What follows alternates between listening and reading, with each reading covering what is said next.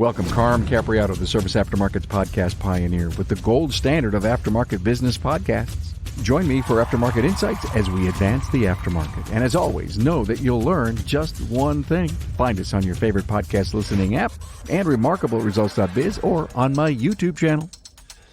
Okay, everybody, this is Carm Capriato, Remarkable Results Radio, and another Town Hall Academy. You know, we're nearing 400 of these episodes, and we're nearing 1,000 Remarkable Results Radio shows. I have no idea what to do to plan any kind of great milestone episodes or whatever. If you've got an idea, please send it out and over to me. Look at Breaks for Breast. I always love at this time of the year. It happens in October of every year. breaksforbreast.com. Please go there.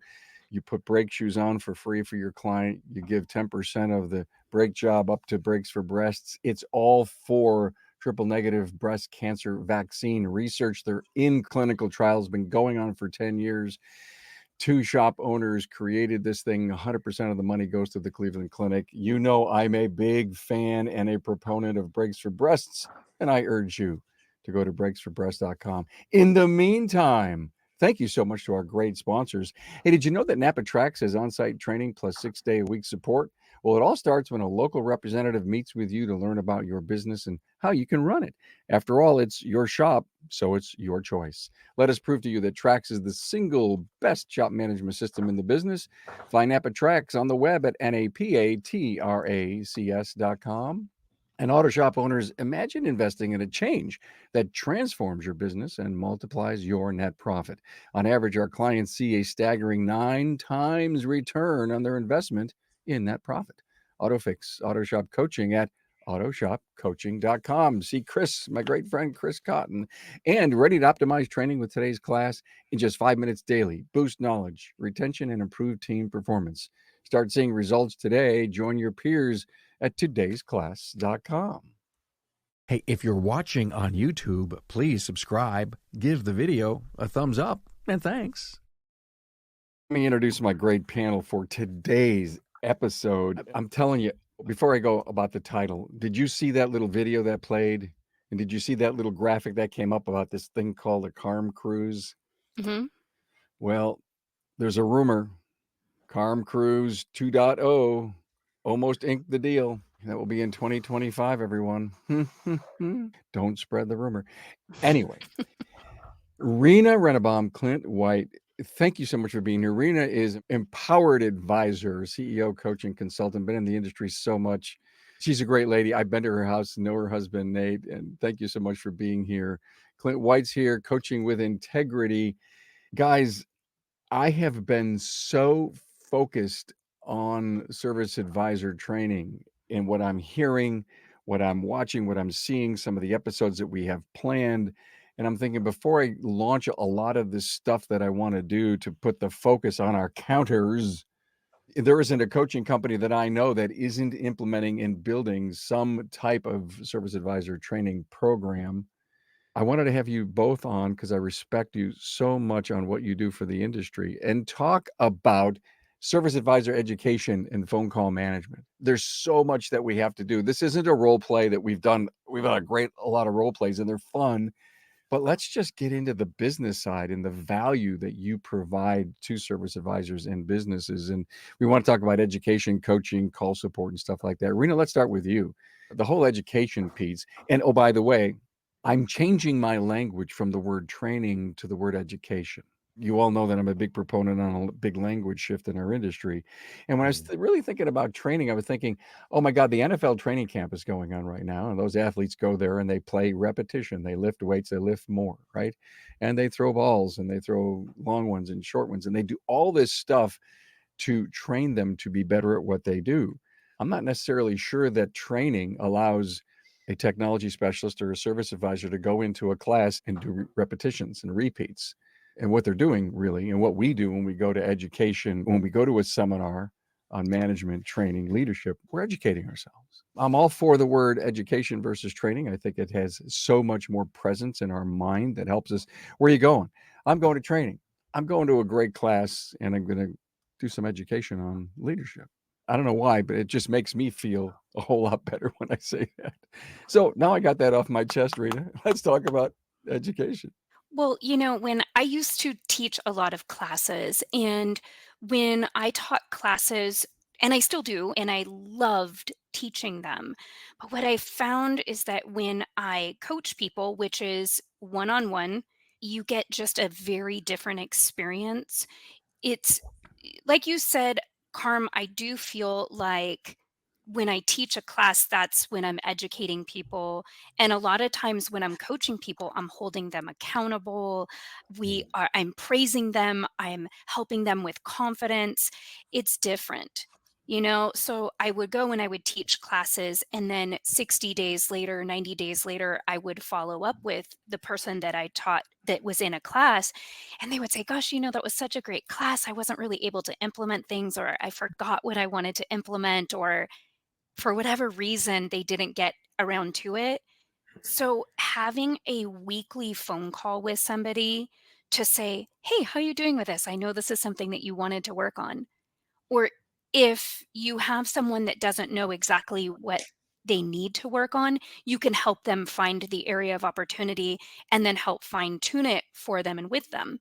That's what I look at when I am working with somebody is this is a really personal thing, and I want to help you become the very best version of you, and it's hard to do it when there's 20, 30, 40, 50 other people in the classroom. So I really like doing it one on one. Think of the word intimate.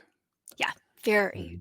very. And, you know, a lot of our advisors, I don't know about you, Clint, but a lot of advisors prefer to call us on their cell phones so that it isn't on a recorded line because Hmm. they don't want anyone hearing what they're being the constructive criticism that they're receiving, or maybe Mhm. even if they wanna talk about something that's going on in the shop and they want your advice, and they don't want, their manager or the shop owner to hear it. They want me to help guide them to having a crucial or critical conversation. It is very intimate. I hate you. Something just hit me, guys. They don't want to share their learning curve moments. I don't. I don't like That's sharing fair. those I will put until my afterwards. Yeah, I will put my hand up and says I've been through an awful lot of them in my life. Yeah, haven't we And all? Come on, and Carm. and there are people that I relied on to teach me, to discipline me, to guide me. They know what those learning curve moments are for Mhm. me, especially if I took them in and I did something with them and, and I made them part of me. And I guess if every one of those was recorded, that wouldn't be a good reel to look at. I think that growth, as far as intellect, emotional growth, really develops at the point of vulnerability. And when we become vulnerable ourselves and say our own private time, our own study time, that's when we really learn to think about maybe a concept or a theory or a thing that you've struggled with. And you came to a point where you're like, oh man, I think I was wrong, or I didn't have all the pieces, but now I do. That's vulnerability internally. When we work with advisors, we bring them to a point of vulnerability, and it has to be in a intimate setting. The recorded calls or recorded the Zoom sessions sometimes are required or mandatory by the owners that we work with. But you're right; those that I think we grow the most, we're able to have that intimate conversation with. I've said for years, I coined this phrase for forever ago. I'm not a counselor or a therapist, but by trade, I'm a repairithist. We, Yeah. we are therapists. Rena, you know this. We are therapists. Many times the challenges that advisors have at the counter stem from very, very private and personal issues they're having outside the four walls of the shop. Mhm. And I can coach till I'm blue in the face. And by the way, if I turn blue, I'd look like Papa Smurf. Let's just get that out there so everyone can laugh. I can coach till I'm blue in the face, but if you have like a catastrophic life outside of the shop, everything I say is for naught and it'll be lost. You know what I'm hearing from both of you is the word maintenance.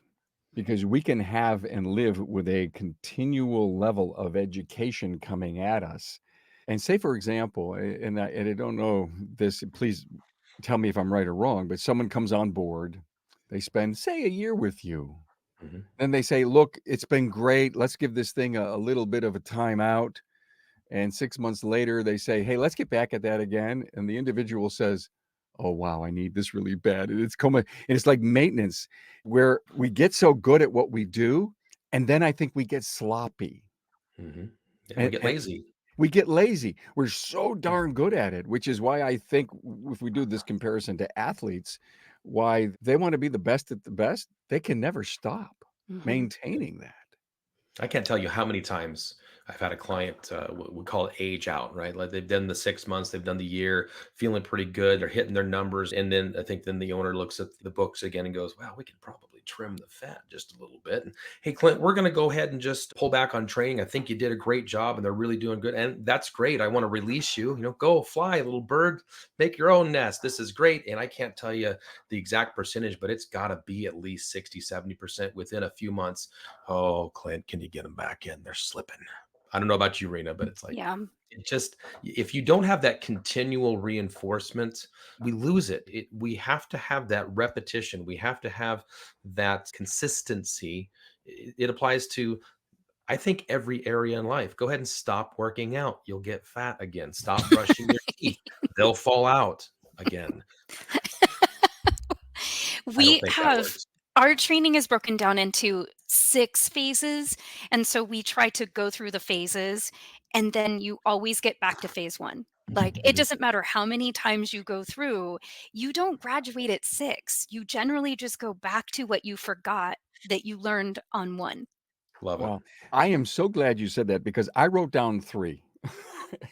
And I'm not the expert here. I'm the interviewer.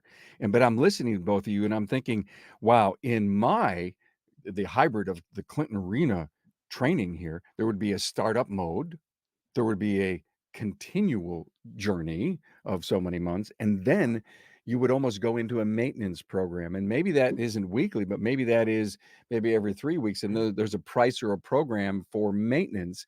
And then if that's not quite working, you dial it back to continuous for a while, and you throttle it over to maintenance. So you have 6 steps. I came up with 3 quick ones. I think personally that the majority of people that I work with, they want to have a call with us weekly.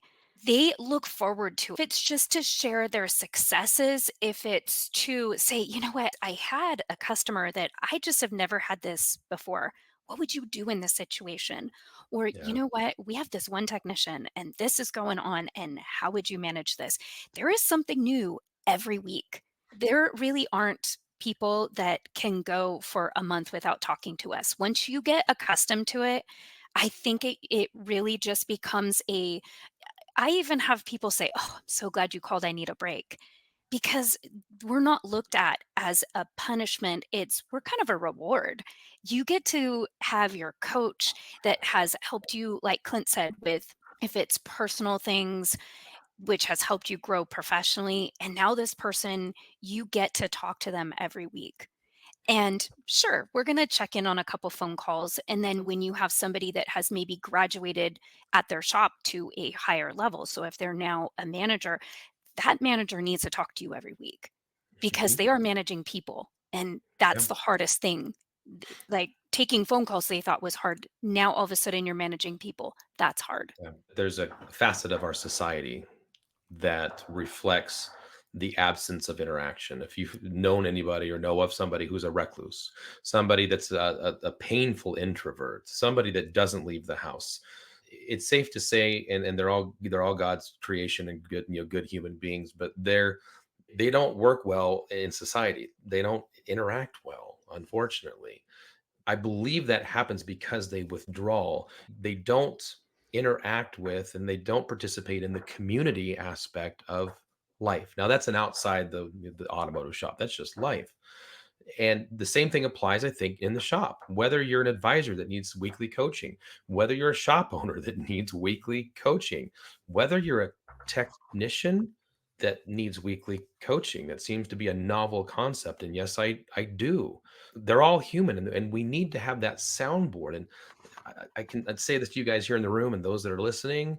You know how much better you feel when you've just kind of puked it out everywhere on somebody and just let it out. And oh, okay, I have the answer now. Sometimes as a coach, I don't even have to give you the answer. You figure it out on your own, but you just need that soundboard and that community aspect of training, which, by the way, is not an event, it's a lifestyle.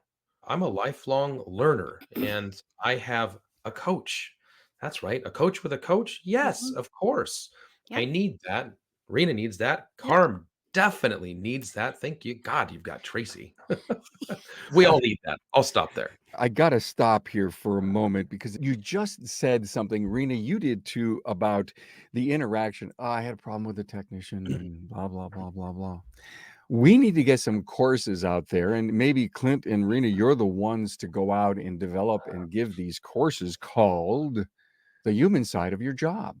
I mean, just listening to you, I wrote that down, the human side of your job, and it is for technology specialists, mechanical specialists, it's for the group in the Bay. I was just chatting with Tracy about she's hearing amongst some of the groups that she's in, the sarcasm that goes on inside, not in a negative way, but it Mhm. still goes on in some shops. And they do it just to play, if you will, grab ass with each other about something that someone did or didn't do, both personal or at work. And there's a lot of sarcasm going on, not meant for it. But when you talk to someone who has sarcasm coming at them, they still feel and believe it's not warranted. And oh my God, can't you get off your horse? And Mhm. sooner or later, you're going to beat someone down. And if the culture in the business isn't maintained or watched, managed by walking around and seeing and hearing what's going on, you're probably creating a level of toxicity. And it starts with individuals. It's the human side of your job. How are we treating each other? I think that's a course that we've got to get out there and call it a soft skills Mhm. course or whatever. Am I? I'm off my soapbox. Tell me I'm crazy. No, I think it it's wonderful. Yeah, yeah. I mean, we spend more time with our coworkers than we do with a lot of our family members. So Mhm. having a good, healthy, happy relationship with each other is so important. Yeah. Absolutely. So yes, I agree with you. It is something that is in some shops needed. I think in other shops they have a really healthy culture. I think most of the shops I work with have a pretty healthy culture. Yeah, I would say the same thing. I am pretty selective on who I'll work with, but I do on sites with shops. And one of the things that I see is the biggest challenge in the business, as you will, is those interpersonal skills and relationship and communication and front of the house versus back of the house. I have a program that I teach called Connecting the Gears because I am a technician. God, I've been a tech for a long time, 30 years. That's a long time. I'm a shop owner. I'm a coach. I can tell you how all these things fit together. And as from a third party point of view, my fly on the wall, you guys just need to learn to communicate human to human. Carm, you hit it on the head. It's a human thing. In fact, Rena, what we teach, it's human interaction. Yeah. Is it Mhm. anything more than that? Not really. So, Clint, you have a class that is this whole human side of your job. You have Mhm. it. And Yeah. Oh, yeah. and have you submitted it in a while? It's not a class that again I teach. So like at Vision or Beamers or Okay, it's ATE for or your clients. it's a 2-day on-site and it's an Ah, event with the team ah. versus I could give some nuts and bolts in front of a classroom, but no, it's very interactive and very tailored to that team's dynamic. Hey, let's face it, your shop management system is the single most important tool in your shop, period. Napa Trax has made selecting the right shop management system easy by offering the industry's best, most comprehensive SMS. Now, it all starts when a local representative meets with you to learn about your business and how you need to run it. After all, it's your shop, so it's your choice, and having local representation is a huge plus. Customizing tracks to your business, whether you're a one-person shop or a large multi-bay or multi-location company, a representative consults with you to help optimize your shop's workflow, efficiency, and profitability. Trax always has the flexibility to do business how you need to do it, which means it can also grow as your business grows. And unlike the other guys, will be there for you after installation with the best training and support in the business. Yes, a learning management system tailored to each role in your company. Simply put, Trax was designed and built for shop owners just like you. Visit us on the web at NapaTrax, that's NapaTracs.com. In the world of auto repair, every shop has its unique rhythm and challenges. At AutoFix Auto Shop Coaching, they understand that one size does not fit all. That's why we offer personalized business coaching, tailoring our advice to meet your shop's specific needs. Transform your operations with strategies and tools to streamline your workflow, reduce waste, and skyrocket productivity. And when it comes to the numbers, we've got you covered. Our financial management guidance helps you master your finances from cash flow to profit margins, ensuring your revenue grows stronger. Every day, AutoFix Auto Shop Coaching, empowering your shop to achieve more. Visit us at autoshopcoaching.com. Transform your team with today's class, where automotive training is easy, quick, and fun. Just 5 minutes a day on our app can eliminate hours of looking up forgotten information later. It's perfect for technicians, advisors, and managers alike. Keep critical knowledge fresh and top of mind, ensuring your team operates at peak efficiency. Today's class is impactful, accessible from anywhere, and a bit of fun too, and we're not talking about after-hours pizza either. For training that gets results, turn to todaysclass.com. These classes are being called intensive of late. Tracy went to a leadership intensive for 3 days, sponsored by the Institute with Michael Smith, and she came back on total fire and learned so much, and so proud of the things that she came back and shared and the interaction that she had. And it was called an intensive. And I think that's kind of almost where we need to be going and stop this high level. Listen, people use my podcast for lunch and learns. I get that. You can get a lot of great stuff in an hour, half hour, 45 minutes. But when you're in there in the deep end of the pool and want to be educated and move yourself to a new level in life, I think these intensives are going to be a little bit better than the 2 to 4 hour classes. What say you? I do the same thing as Clint. I do it in a small group with my clients. I've never taught it in a large setting. So with my clients, we do a DISC assessment. We take the page out that says how to communicate to this person, and we all guess who the person is, like their communication style, we all guess. And then we talk about the best way to communicate with each other. And it's including like the business owner, the advisors, the technicians, everybody's included in this. And so this is a really big thing. But yeah, I like the idea, but I also prefer to do more intimate training sessions. I don't like doing big shows. I like doing little things because I feel like I get to learn people more and better. I prefer that as well. I am a glutton for punishment. I will stand in front of thousands of people and caterwaul. But I do it. But you will. Really, You'll sing too. I mean, I'll sing for my supper. Apparently, that's how that works. Yes, and you have before. Indeed, I've seen videos. Yeah. I know. Tracy has sold me out. Wait. Yeah, wait. We got to drop this little nugget here right now. Clint's on the cruise with us, the last cruise, the Carm cruise, and he's doing karaoke and with Aaron Woods, right? Yeah. Tracy takes a picture of that, puts it up on, and who sees it but Sherry Hamilton, and invites him to do. Would you sing the Star Spangled Banner at Vision? Yeah, Star Spangled Banner. Yeah. Because of that karaoke thing that you did. Tracy was telling someone just the other day about that. So it continues to have legs, Clint. Yeah. Till now, I've always got by on my own. I never really cared till I met you.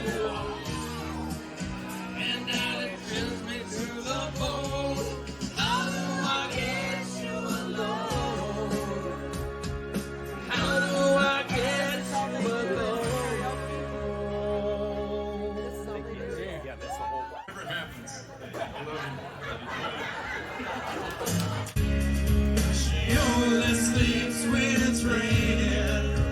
She screams in the voice and screams. She says, baby, you see, I must be lonely. Little bit of something, got to spend up to nothing. Nothing. Clock on the wall has been stuck at 3 for days. She should probably change the battery, right? Seriously. Says, baby, I can't help you stay lost sometimes. The rain's gonna wash away, I believe it. Oh, say does that star-spangled banner yet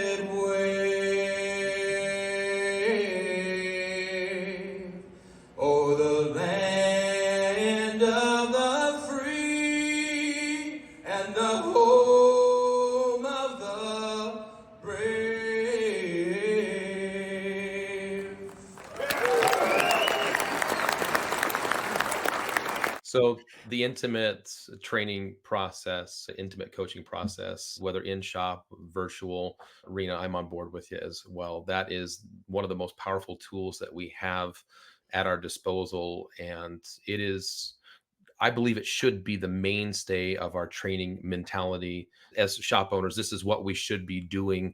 It keeps us on point.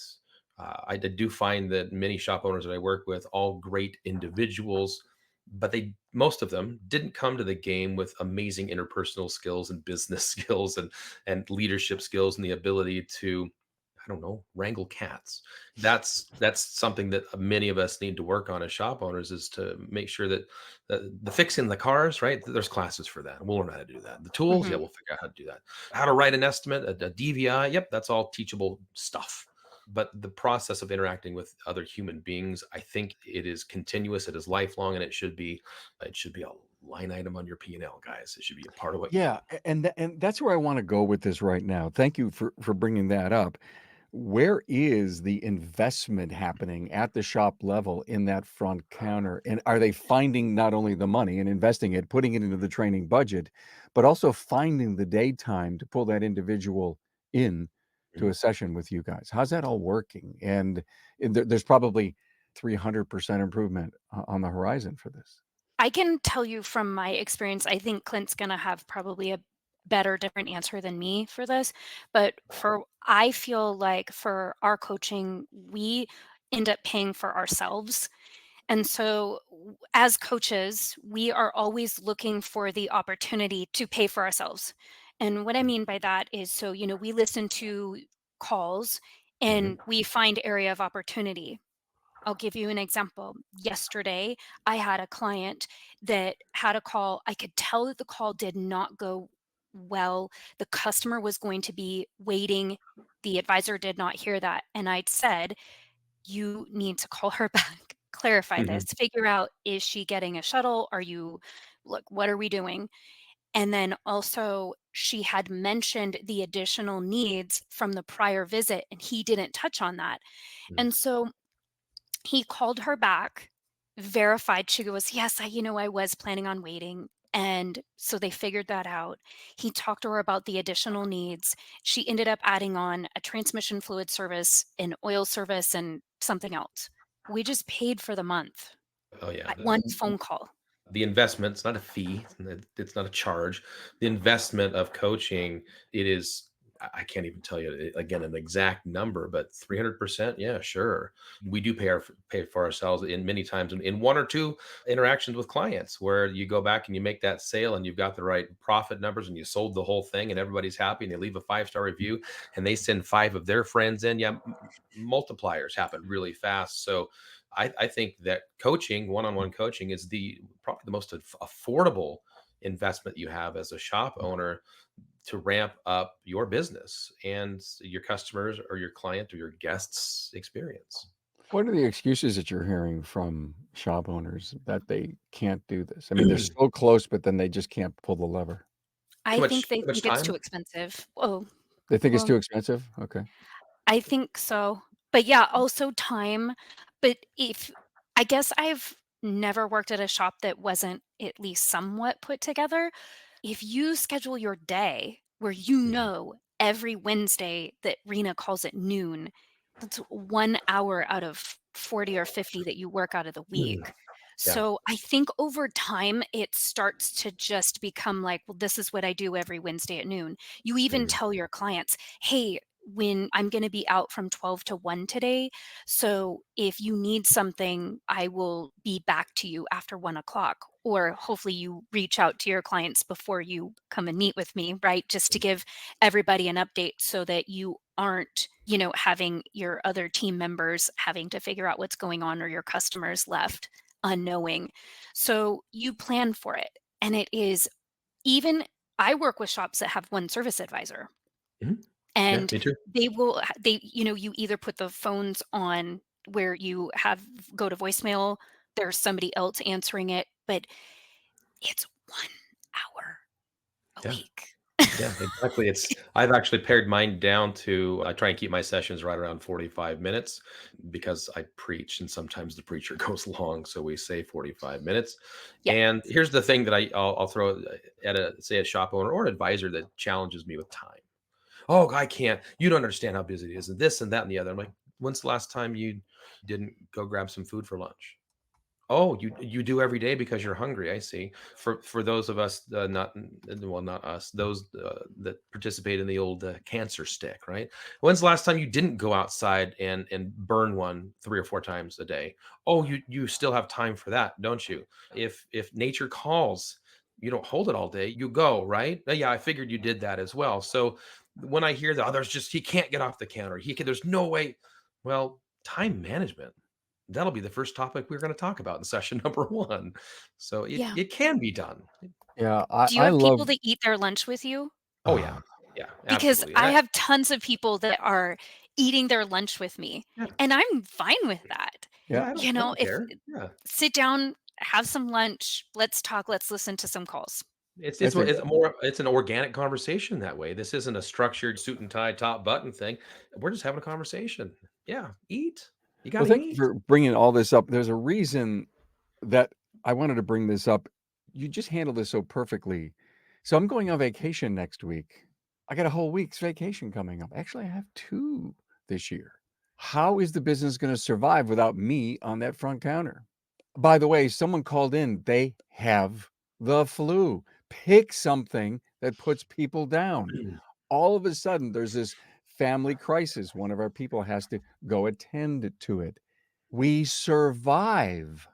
We survive even better if we could plan and schedule, to your points. Mhm. We also survive when stuff happens.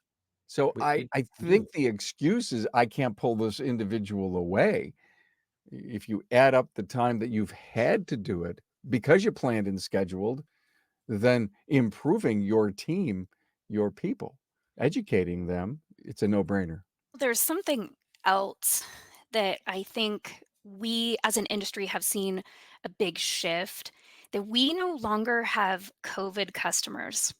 Do you guys Mhm. remember the beautiful day of COVID customers when they said yes to everything? And that's not happening anymore because people can Yep. spend money on vacation and go to the movies and go out to dinner. We can do all the things that we used to do. And so, because everyone is back to normal, I guess we'll say, we Mhm. don't have COVID customers. And here's another big thing to think about. In the last 3 years, we had such a huge influx of new people to our industry, people who Mhm. had never been in the automotive industry. They were in some sort of hospitality. That hospitality has been where it was closed for a couple years. So they came to our industry, which we were essential. And so they were have only been exposed to COVID customers. Mhm. They've never been exposed to today's modern customer that is saying no. And so that to me is another reason why we need training. Because even if you've been in the industry for 10 years, you went through COVID customers for a couple years. We were spoiled rotten. And Oh yeah. now people are going, I don't know what's going on. Everyone's saying no. Well, you're just not used to it. This is the way that it's always been. We just had a couple years of being spoiled. You don't know how to sell. That's what it is. You Yeah. forgot how to sell, Yeah. and we COVID made us lazy. You could tell a client that they were ugly, they had bad breath, and they'd ask you if they could pay double in cash. Yeah. It was they were just throwing at us, Yeah, and all of a sudden we have to go back to work and actually influence the decisions of others in a correct and ethical manner. That's sales, by the way. And oh boy, we don't know how to do that, or we forgot how to do that. I come out of buying groceries and they have this half this basket is $125. Oh. Or I just went to the county fair and I told this story this week too. It's $22 now to get in where it used to be what, maybe 18, 12. And now it's $15 for a hamburger, it's $6 or $7 for a Coke. And by the time you're done, you've spent yourself $250, $300 on a tiny little Mhm. family for what? To walk around in the heat, bump into people, and eat bad food Yeah. and spend a lot of money on it. Well, you're Mhm. driving home and you say, I know I got to get the car fixed, but I just shot 250 or 300. And because it's economics today too. Yeah, the economics have changed everything. I'll tell my clients, not my clients at the counter at my shop, my customers, that I feel this with them. It hurts my heart that an oil change is $120. It really, it's not that I can't sell it, just what in the world happened to our world where I used to do brake jobs, pads, rotors, caliper hardware per axle, $200, $300. I can't even buy parts for that now. And the world has changed and we have to change with it. We've got to be able to value ourselves. We have to have a level of confidence that is, I would say, higher than it's ever been before. It needs to be higher than it's ever been before because we're selling a product and a service and an experience to the community at a level that is painful. The checker at the grocery store doesn't care that that cart of groceries cost you $450. It only cost 120. 4 years ago, I saw the TikTok reel, the guy with his Walmart receipt and reordered the same order 4 years later. This is the world we live in.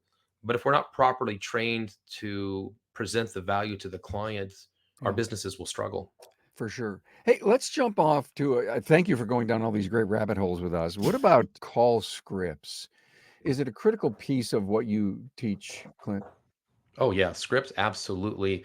Rena would probably say the same thing, 100%. We have to have scripts to give us the confidence to handle the unique situations that we're going to get every single day on the phone or at the counter. The script is something that I get some kickback from clients who've never been trained before. Oh, I'm not going to talk like that. Well, the script is a skeleton. It's a Mhm. framework. If you follow, it's very rhythmic. It's very almost mathematical, as you will. You have to flesh it out. I tell people that the script is the skeleton. You are the flesh and the eyes and the teeth and the hair. You have to make it you. There has to be some fluidity to that conversation, not rigidity. But without a plan, we fail. If you step into a transaction or a conversation with somebody and you're flying by the seat of your pants and you're only wearing just chaps, it gets very breezy. And frankly, you're going to fail. Okay. That may be the first time in 9.5 years I heard someone talk about just chaps. Just chaps. Yeah. Seat of the pants. Oh, Got it. I don't have any seat of my pants. He is just wearing chaps right now, guaranteed. I bet uh, you. I will not stand up. So here's my thinking on the scripts part. I mean, actors have to, learn lines and then they get filmed and sometimes they ad lib, which I think is what you're Mhm. talking about if we Mhm. understand the structure. But when you start looking and listening to calls and you're realizing there's this perfect script for the situation that they're in and you listen to it and an individual does a really good job, 60% of almost being on script. Are you giving high fives when you hear that? Oh, Yes. yeah. You have to encourage, give accolades, you celebrate wins. That's something we do in every single session. We start with what are your wins of the week and how can we celebrate together? And then we go to our challenges and our growth points. If you simply beat somebody down, well, they usually don't get back up. Well, we're not here to beat you up as coaches. We're here to lift you up Lift you up. as coaches. Yeah. I will say that I like to call them guides. It's the same thing. If I hand you a paper and call it a script or a guide, but Mhm. people do not like the word script. No. So I say, here's your guide, and we're going to follow this, and I'll give you all the reasons why. So I'm working with a new service advisor right now, and he has a habit of saying, what makes you think you need a blank? And I told him, well, I personally don't like that because what makes you think I don't? Right. So he heard me, but he still is doing it.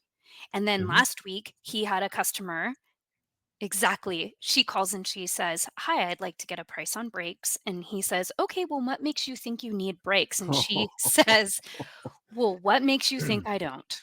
I have the call. He said, oh, I am so sorry. I worded that wrong. That is not what I meant. And when we listened to that call together, he said, I see why you say, Rena, Yeah. that I need to say, what symptoms are you experiencing instead of what makes you think you need? Yeah, absolutely. The words that we choose are super, super powerful. And I come from a technician mindset. And so the way that I will teach the scripts or the professional presentation or the guide, a great word as well, is case in point yesterday. And actually, I'm training a technician at my shop. We have an 11 Ram 1500 with an intermittent fuel pump power issue traced down to the TIPM failure internally. It's internal relay. There's an external relay. There's a star case that shows you how to put this relay in. This is the script. It's 6 pages. It gives you pictures and cut this wire, do that. And you can follow the script and you can get there. It takes a while because it's, I don't know, kind of meticulous. And so I said, hey, watch this. Actually, if you flip this one over, you do both of these at the same time. You clip these two together. You grab the ground right here, and this actually goes right to that battery terminal in the fuse box. You're done. Oh. So as a coach, coaching a technician, I gave him my version, my nuance, but there's on paper, there's your guide, there's your script. And that's what we can fall back to if in the phone conversations as an advisor, I go down the trail of, I don't know, taking some liberty verbally. That's not working. Where do I go from here? I hit a dead end. I'm stranded. Now I have a guide or a script to go back to and go, oh, that's question number 4 in this conversation. I should have gone here. Hmm. That's where learning occurs. And again, that rigidity versus fluidity, there's room for both. Yes. Yeah, I find that service advisors also will say, I'll get a text message. Hey, can you pull this call for me? Because I want to go over this call. I'm not sure where I went wrong. Mhm. Or, hey, can you pull this call for me? Because I feel like this call went really well and I want to hear myself again do that. Yeah. So, how I find that we get as close to perfection as we can is we follow a pattern. So if I Mhm. pick up a phone call and take it differently every single time, I'm not going to be able to perfect my process because I'm Yeah. doing it differently. So I have to do it in a similar way in order to get better. And then also, this is something that it's kind of harsh, but I'll tell advisors this isn't about you. This is about a customer. So Mhm. I'll have advisors say, "Oh, well, I don't want to be a robot and well, I don't want to do things." Okay, well, this isn't about you. Customers appreciate, right? Like you having a pattern. Yeah. They feel comfortable when you have a pattern. They feel comfortable that it doesn't matter if you answer or if one of the other advisors answers or whoever answers, we all do things in a very similar way. So we're Mhm. all achieving the same thing. So it's more than just following a call guide to do it. It's because we're teaching you best practices. We don't want to offend somebody, right? Like we can't call people ma'am and sir any longer. We just need to get their name at the beginning of the call and use their name.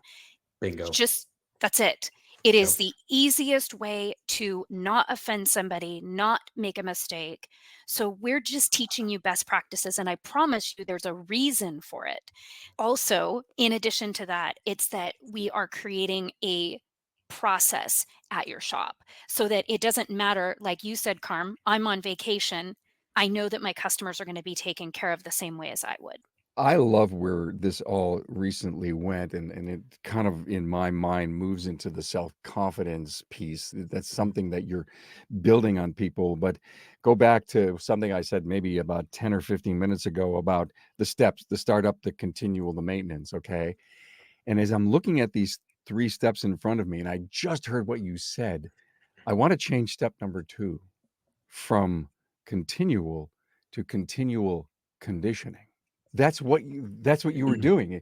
Is it, "Hey, listen, I need to hear this again. Let's go over that call." They're asking for, if you will, the repetition at training camp. They're Yeah. asking for it because, listen, it kind of felt weird. Maybe I'm moving the ball wrong, or my weight's shifting wrong, and all of that, both physical, be it sports, or be it, God, the sport that we do at our counter. Continual conditioning. That's Yeah. why you stay. That's why it's wrong to not be part of maintenance, because we all need that. Thank you. Yeah, it's think like a bodybuilder, somebody that trains. You said conditioning, and I think there's a correlation there. When we condition our bodies, we condition our muscles, we develop what's called muscle memory. And that muscle memory is something that I point towards. I tell people I want this to be automatic for you. I don't want you to think about having to answer the phone and think about a script and think about the words. I want you to be unconsciously competent and be amazing at it. I tell people, here's my example. I have a routine and I drive down down this particular road and I take this turn and I go to the shop and I do that weekly or daily. Well, then on Sundays we go to church. And sometimes I just go to the shop and my wife says, "Where are you going?" Oh, sorry. Mhm. Just Mhm. oops, muscle memory. I Mhm. didn't have to think about it. And I ended up right at my shop again, like I wanted to be there 7 days a week. Mhm. So I want that to be the same thing for the phone call, where there are things in a phone call you're going to have to think about. There's going to be some microsecond processing where you've got to be able to be quick on your feet. The last thing I want you to think about is the structure of the call. Now, I'll get you there. Rena will get you there and make it very fluid, and you become fluent in speaking advocacy. I also think that when we are working with advisors, we are helping them, like you said, believe that, right? We're Mhm, helping them believe that by doing this in this certain pattern, that you are going to get better and faster. In addition to that, I feel like this is kind of a shift because when I was an advisor 15 years ago, I was like, people were looking at my call time and they were like, you need to get these appointment calls like a minute, right? mhm, Like, when do you want to come in? What do like, you mhm. just, you need those calls in 1 minute. The pattern that I found, and I don't know if you found this, Clint, but I looked at my top shops, best ARO, Mhm. best reviews. The pattern that I found is that their incoming calls are longer.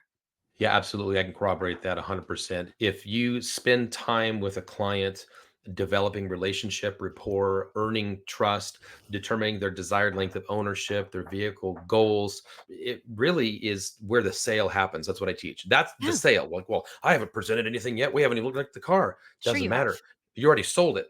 Car's Yeah, not in the shop. You already sold it because you sold you. yeah, Now, afterwards, we have tools in place where they'll send a DVI. The customer says, "How much for the Reds?" And I tell them how much for the Reds. I'll have it done. And thank you very much. Sales calls should be, if it's done right, yeah, minute and a half, 2 minutes, and then you can joke and have fun and see you next week. And yeah, that's fine. But you should be able to sell something within a minute or two.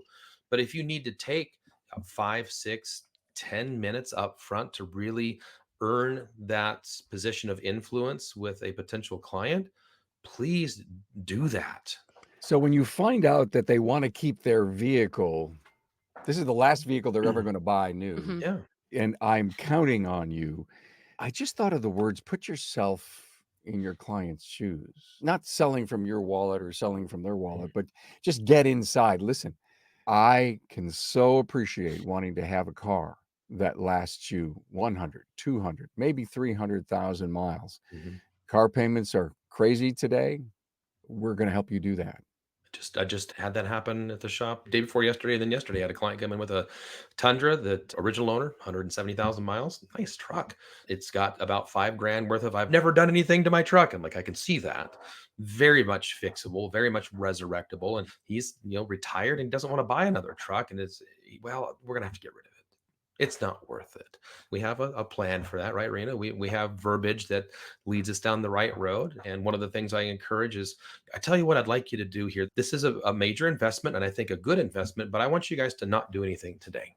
I want you to go ahead and take the truck, and I want you to head out to a couple of dealerships here locally. I want you to go look and see what's available and look at what your monthly payment would be and tell me how long it's going to take you to spend $5,000 in payments. He called me yesterday. He said, I would spend $5,000 in payments in less than 10 months. Let's fix it all. I'll bring it in next week. It makes yeah. sense. That's the It's math. That's the It's just math math. right there. Yeah. Yeah. what you're saying, Carm, is I think one of the most important things is to, I call it the life cycle.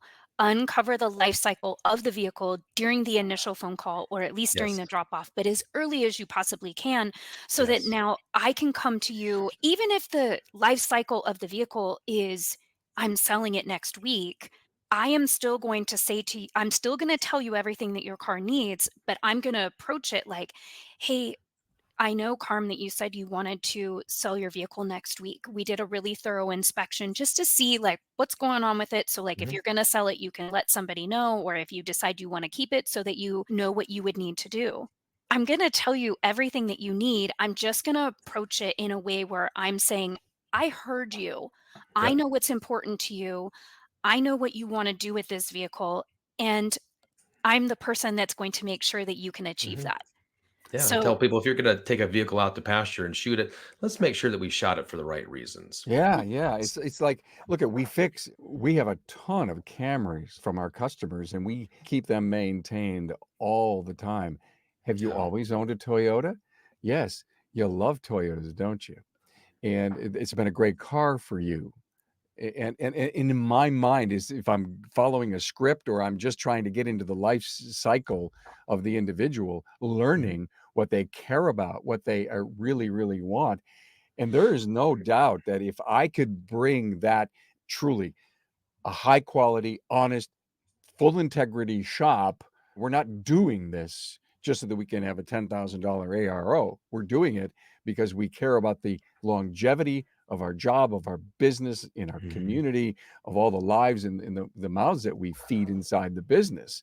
But Yeah. there's also, in my opinion, the way that customer says, I'm loyal to a fault to this place. You I have want to to prevent develop that. I want to prevent regret. That's my Love heart is that. have you ever talked to here, I don't know, Rena, I don't know your dad, but maybe your dad's like every other old dad out there that oh, I had a 68 GTO. Oh, I wish I hadn't have got rid of that. Why did you get rid of it? Well, the water pump went out and I needed tires and I just couldn't afford it, so I sold it. Now, don't have a 68 GTO anymore. That was stupid. And Right. I've had that conversation with many, close people close to me. Probably Carm got rid of a car back then, right? Oh, yeah. Uh, so I understand it's a Toyota Camry, and I can't, in my wildest dreams, fathom that being a hot commodity in 50 years. But there's a regret that people suffer with because they make knee-jerk decisions in the heat of the moment. They don't have a guide, they don't have an advocate, they don't have someone to walk alongside them and say, I don't know that that's the best decision. We can do whatever, but I want to make sure we're doing the right thing for you long term because I don't want you to, I don't know, be sitting around the campfire in 2049 talking about your Camry you got rid of. Oh my God. All right. So I'm going to say confession, Father Clint. It was a 72 split bumper Camaro. Oh God, Carm, Yeah. why? And when I go out to car shows and look around, I am looking for this car because I just want to take a picture of it with me next to it. And I just want to get in the seat if they'll let me. And I want to, I know, I can't believe I did it. Anyway. That's So people hilarious. at car shows are going, "Oh, there's that guy. Get him away from the car. They Yeah, know I know. you." Yeah. He's gonna Creep. love all over my car. Yeah. He's jumping on the hood. We don't want that. He has a belt buckle on. Mhm. Oh my Uh, gosh. this was great. Listen, any final words? It's been a great episode. I think I accomplished. You helped me accomplish what I wanted to get, and just have a really great open discussion about service advisor training and education and the Mhm. investment that we need to make in our front counters because we're investing everywhere else in education in our business. We cannot ignore the revenue generating people that we No. have and the opportunity that exists with each and every phone call with each and every customer. Clint, any final words? I would just encourage the audience if you're considering one-on-one coaching with your sales staff and or coaching for the entire team, make it a point to pursue that. There's a lot of amazing coaches out here. Rena, she's fantastic. She's better than me, by the way. Just choose her. It's okay. Uh, get somebody that's an advocate for your team. Again, I use that technical comparison of out in the shop. You don't have air tools. You don't have power tools. You do everything with wrenches and ratchets still? Of course not, Clint. We would be inefficient. We wouldn't be able to get stuff done. We wouldn't make as much money. So hire a tool like me or Rena. Oh, I love Says that. the man in What? chaps. Yeah. It's the man. It says the man in chaps. Oh, that is great. Thank you, Breezy Rena. in here. Oh my God, Rena. Final word. Coaching is a gift. It is not a punishment. I love So that. your team should not feel like, hey, you guys aren't doing what you need to do, so we're hiring a coach. It is, you guys are doing, I see what you're doing and you're doing great, and I want to enhance that with a coach. So that's the way I look at what we do, is we are a gift to them and only can help make them better. We're just trying to help them be the best versions of themselves. So Rena. much better, so much nicer. I should Rena. just delete mine. Rena. Thank you for that. I'm a words guy, and I'm an ideas person, and I'm sitting here. Coaching is a gift. I love that. Everyone knows how much I believe in the value of coaching. In fact, I'm even wanting to change the name of coaches to automotive aftermarket business experts. Mm. I'm struggling with the word coaching because coaching has a negative connotation. No one's going to tell me what to do and how to block and tackle and stuff. No, this expert has a ton of great advice and insights for you. Coaching is a gift. Buy yourself this gift. Treat yourself, girl.